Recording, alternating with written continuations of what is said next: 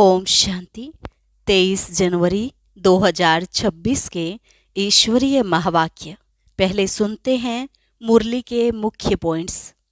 बाबा ने कहा, इस मुरली में ही ज्ञान का जादू है, जिस जादू से तुम मनुष्य से देवता बन जाते हो।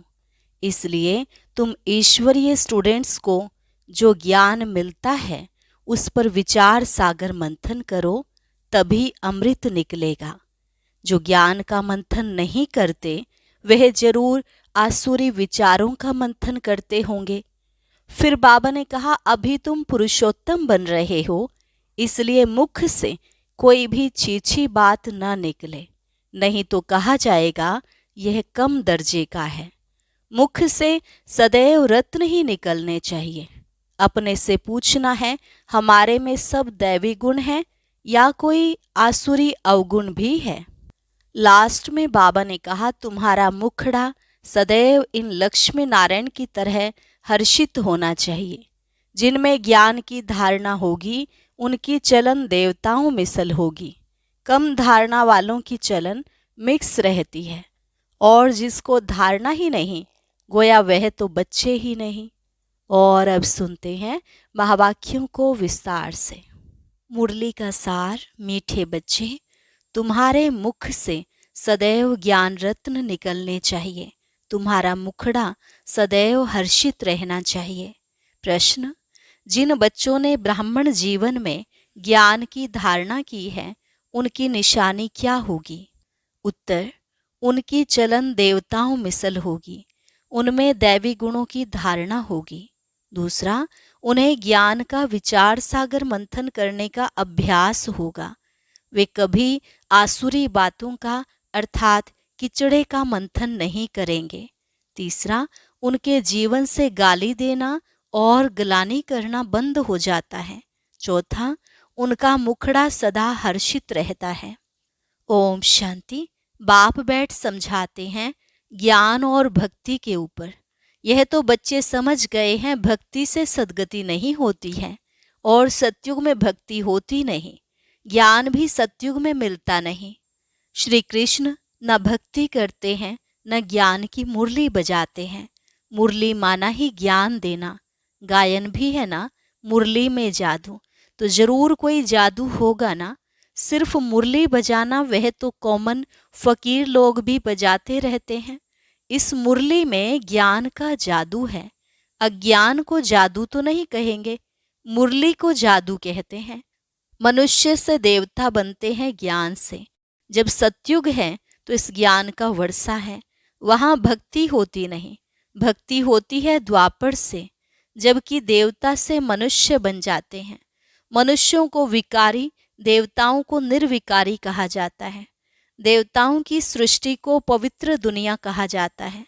अभी तुम देवता बन रहे हो। ज्ञान किसको कहा जाता है? एक तो स्वयं की व बाप की पहचान, और फिर सृष्टि के आदि मध्य अंत की नॉलेज को ज्ञान कहा जाता है। ज्ञान से होती है सद्गति। फिर भक्ति शुरू होती है तो उतरती कला कहा जाता है, क्योंकि भक्ति को रात, ज्ञान को दिन कहा जाता है। यह तो कोई की भी बुद्धि में बैठ सकता है, परंतु दैवी गुण धारण नहीं करते हैं। दैवी गुण हो तो समझा जाए ज्ञान की धारणा है। ज्ञान की धारणा वालों की चलन देवता मिसल होती है। कम धारणा वालों की चलन मिक्स रहती है। धारणा नहीं तो गोया वह बच्चे ही नहीं। मनुष्य बाप की कितनी ग्लानि करते हैं। ब्राह्मण कुल में आते हैं तो गाली देना, ग्लानि करना बंद हो जाता है। तुमको ज्ञान मिलता है, उस पर अपना विचार सागर मंथन करने से अमृत मिलेगा। विचार सागर मंथन ही नहीं करते तो बाकी क्या मंथन होगा? आसुरी विचार, उनसे किचड़ा ही निकलेगा। अभी तुम ईश्वरीय स्टूडेंट हो, जानते हो मनुष्य से देवता बनने की पढ़ाई पढ़ रहे हैं। देवताएं यह पढ़ाई नहीं पढ़ाएंगे। देवताओं को कभी ज्ञान का सागर नहीं कहा जाता। ज्ञान का सागर तो एक को ही कहा जाता है। दैवी गुण भी ज्ञान से धारण होते हैं। यह ज्ञान जो तुम बच्चों को अभी मिलता है, यह सतयुग में नहीं होता। इन देवताओं में दैवी गुण हैं तुम महिमा भी करते हो सर्वगुण संपन्न। तो अभी तुमको ऐसा बनना है। अपने से पूछना चाहिए, हमारे में सब दैवी गुण हैं या कोई आसुरी अवगुण है। अगर आसुरी अवगुण है तो उनको निकाल देना चाहिए, तभी देवता बनेंगे, नहीं तो कम दर्जा पा लेंगे। अभी तुम बच्चे दैवी गुण धारण करते हो, बहुत अच्छी अच्छी बातें सुनाते हो। इनको ही कहा जाता है पुरुषोत्तम संगम युग। जबकि तुम पुरुषोत्तम बन रहे हो तो वातावरण भी बहुत अच्छा होना चाहिए। मुख से कोई भी छीछी बात ना निकले, नहीं तो कहा जाएगा यह कम दर्जे का है। बोलचाल और वातावरण से झट पता पड़ जाता है। तुम्हारा मुखड़ा सदैव हर्षित होना चाहिए, नहीं तो उनमें ज्ञान नहीं कहा जाएगा। मुख से सदैव रत्न निकले। यह लक्ष्मी नारायण देखो कितने हर्षित मुख हैं। इन्हों की आत्मा ने ज्ञान रत्न धारण किए थे। मुख से सदैव ज्ञान रत्न निकलते हैं। रत्न ही सुनते सुनाते कितनी खुशी रहती है। ज्ञान रत्न जो अभी तुम लेते हो, फिर ये सभी हीरे जवाहरात बन जाते हैं। 9 रत्नों की माला कोई हीरे जवाहरातों की नहीं है, इन ज्ञान रत्नों की माला है।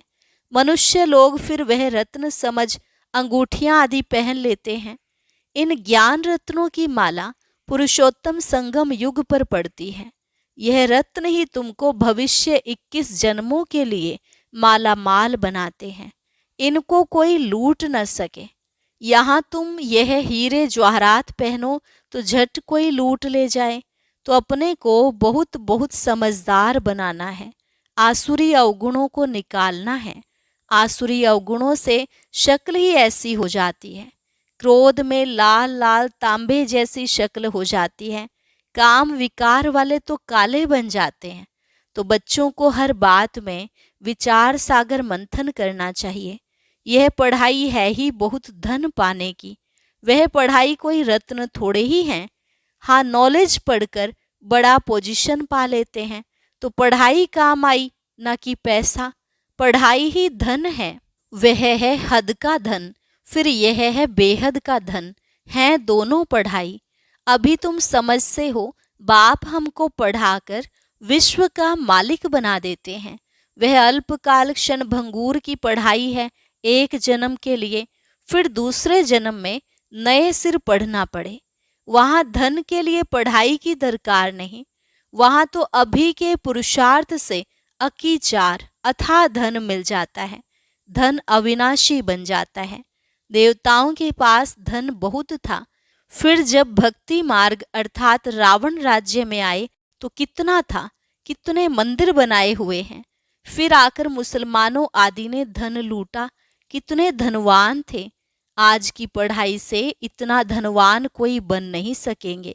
तुम अभी जानते हो हम इतनी ऊंची पढ़ाई पढ़ते हैं जिससे यह देवी देवता बनते हैं। तो पढ़ाई से देखो मनुष्य क्या बन जाते हैं, गरीब से साहूकार। अभी भारत भी कितना गरीब है। साहूकारों को तो फुर्सत ही नहीं है। अपना अहंकार रहता है, मैं फलाना हूँ। इसमें अहंकार आदि मिट जाना चाहिए। हम आत्मा हैं। आत्मा के पास तो धन दौलत हीरे जवाहरात आदि कुछ भी नहीं है। बाप भी कहते हैं देह सहित सब संबंध छोड़ो। आत्मा शरीर छोड़ती है तो साहूकारी आदि सब खत्म हो जाती है। जब नए सिर पढ़कर फिर धन कमावे या दान पुण्य अच्छा किया हो तो साहूकार के घर जन्म लेंगे। कहते हैं ना, पास्ट के कर्मों का फल है। नॉलेज का दान किया होगा, वह कॉलेज धर्मशाला आदि बनाई है तो उसका फल मिलता है, परंतु अल्पकाल के लिए। यह दान पुण्य भी यहाँ किया जाता है, सतयुग में नहीं किया जाता है। सतयुग में अच्छे ही कर्म होते हैं, क्योंकि अभी का वर्षा मिला हुआ है। वहाँ कोई का भी विकर्म होता नहीं, क्योंकि रावण ही नहीं है। गरीबों का भी विकर्म नहीं बनेगा। यहाँ तो साहूकारों के भी विकर्म बनते हैं, तब तो यह बीमारियां आदि दुख होते हैं। वहाँ विकार में जाते ही नहीं तो विकर्म कैसे बनेंगे। सारा मदार है कर्मों पर। यह माया रावण का राज्य है जो मनुष्य विकारी बन जाते हैं। बाप आकर पढ़ाते हैं निर्विकारी बनाने लिए। बाप निर्विकारी बनाते हैं, माया फिर विकारी बना देती है। रामवंशी और रावणवंशी की युद्ध चलती है। तुम बाप के बच्चे हो, वह रावण के बच्चे हैं। कितने अच्छे अच्छे बच्चे माया से हार खा लेते हैं। माया बड़ी प्रबल है, फिर भी उम्मीद रखते हैं। अधम से अधम, बिल्कुल पतित का भी उद्धार करना होता है ना। बाप को तो सारे विश्व का उद्धार करना होता है। बहुत गिरते हैं, एकदम चट खाते में अधम से अधम बन जाते हैं। ऐसे का भी बाप उद्धार करते हैं।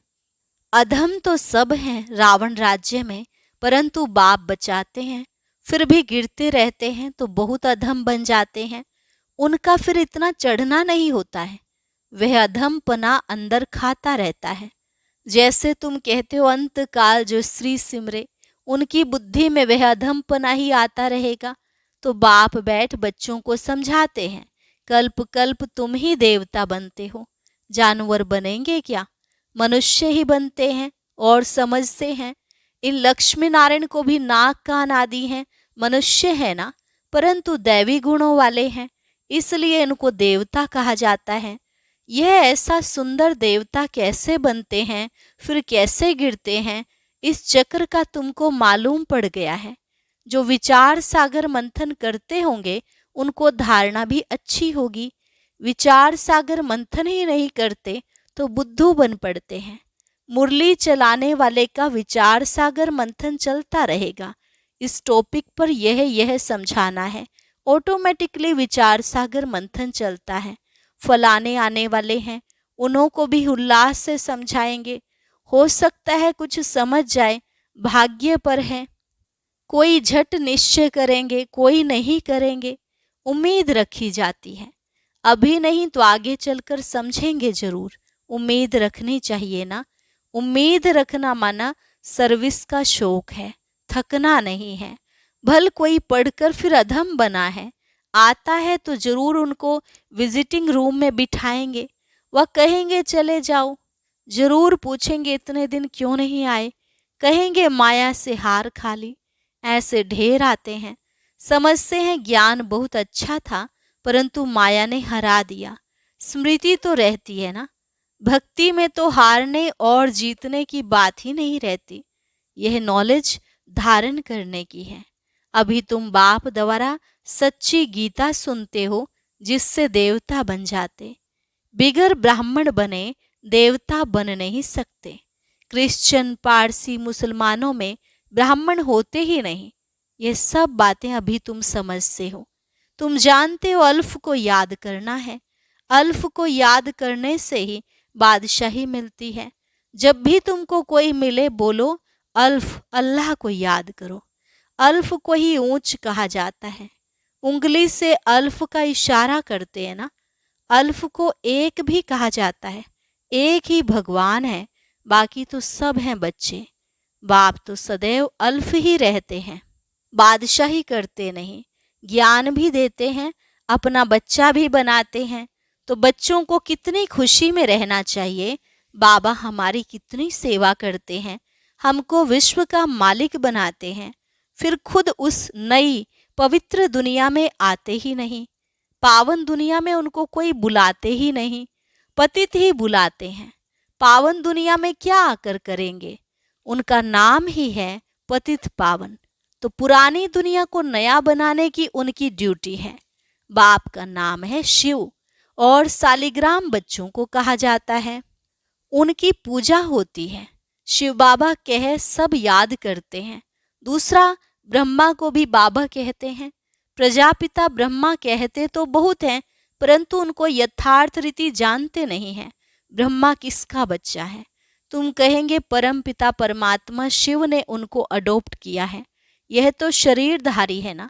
ईश्वर की औलाद सब आत्माएं हैं।